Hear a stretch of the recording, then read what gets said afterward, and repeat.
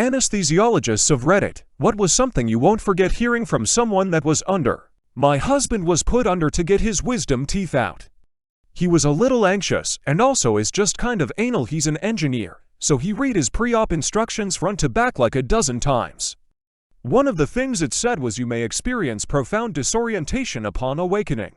As he woke up, he opened one eye and looked around the room, then said extremely huffily, "I wouldn't call this profound." Then he started crying. One of my patients coming out of sedation embarrassed her husband, who was in the room, by saying that during their sex he likes to have Vicks rubbed on his backside. I got put under for my wisdom teeth at 17.